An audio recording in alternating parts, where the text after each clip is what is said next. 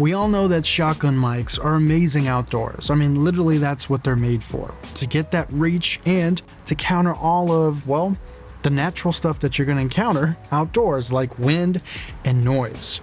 But how do pencil mics fare? Well, today I'm going to be checking out two of my favorite microphones. They both happen to be Sennheisers, and they're also both extremely popular. The Sennheiser MKH 50, which is a small condenser pencil microphone, versus the Sennheiser MKH 416, which is a shotgun outdoor microphone. Now, there's no rule that says you can't counter swap them, right? I don't know. So let's check out how they both perform outdoors in a pretty noisy environment with a lot of wind going on right now. Let's dive in.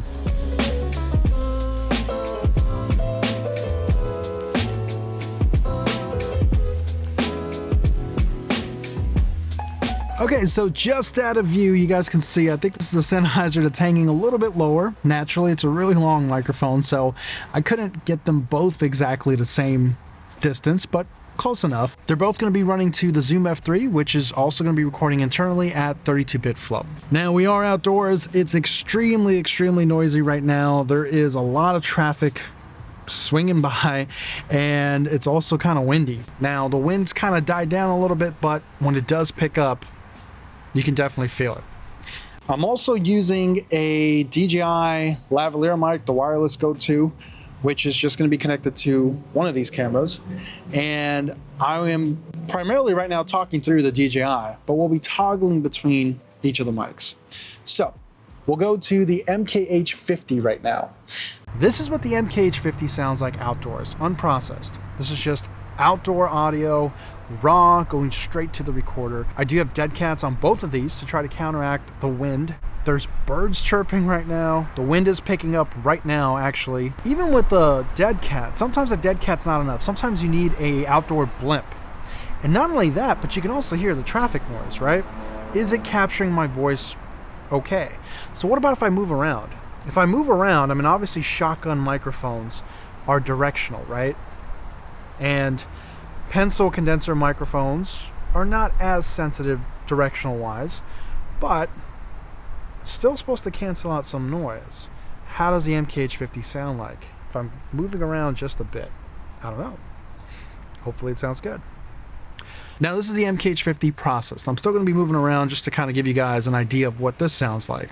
Again, there's a truck going by right now. I am adding in my own custom presets to enhance the audio a bit and reduce some of the sounds. How does it clean up? Does it clean up pretty well? I hope so. Let's go to the MKH 416. This is a legendary microphone. I mean, we are really close to my voice here for both microphones. This is ideal conditions. It should sound exceptionally well. Also, I am pointing both microphones right about here.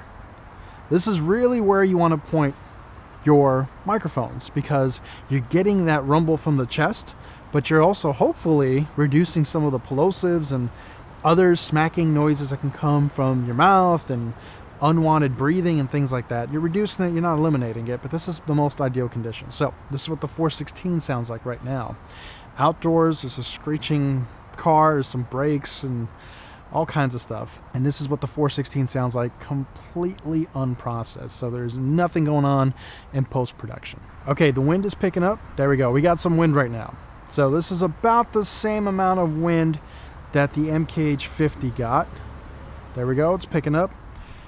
And honestly, with a shotgun microphone, at least from my experience, it's definitely a lot more manageable outdoors.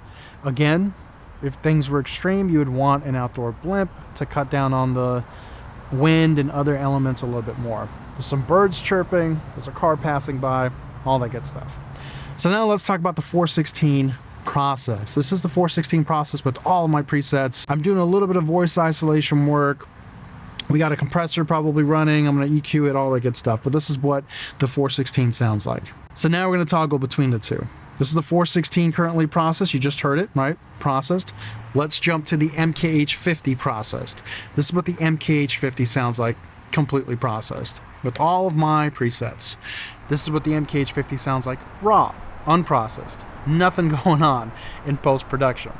And now this is what the MKH 416 sounds like, completely unprocessed, raw, nothing going on in post-production. Now, just for giggles, this is what the DJI Mic 2 sounds like unprocessed.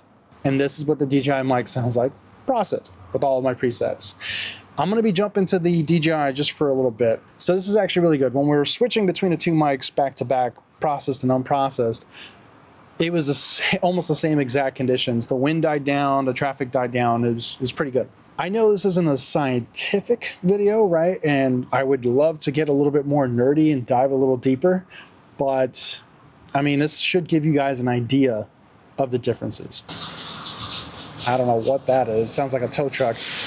Oof. Yeah, that's a tow truck. So that's something that I kind of want to address. A lot of people will say, well, you can only use a shotgun microphone outdoors, and you really shouldn't use it indoors because of phasing. Or you really shouldn't use a pencil microphone outdoors. You should really be using a shotgun microphone because it handles the elements a little bit better.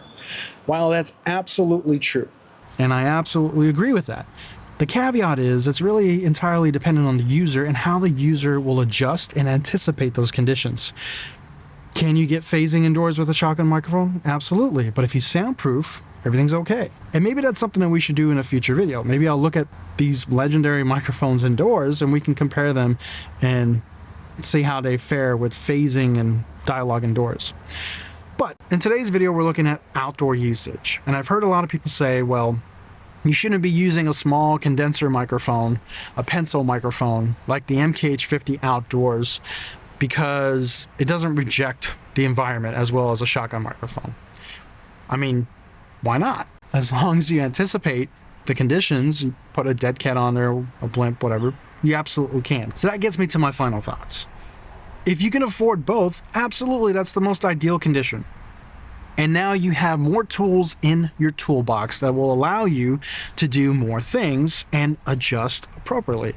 But if you can only buy one, and that's completely up to you, right? They're both extremely good microphones. They both have a huge following. But let's say you're just absolutely in love with the 416 and you're like, you know what? The 416 will be able to do it all for me. Great. Just make sure that you adjust accordingly and consider phasing and all these other phantom things that can happen indoors. Let's say you're on the other side of the fence and you're like, you know what? The MKH 50 is an absolutely amazing indoor microphone. My work is going to be 75%, 90% indoors.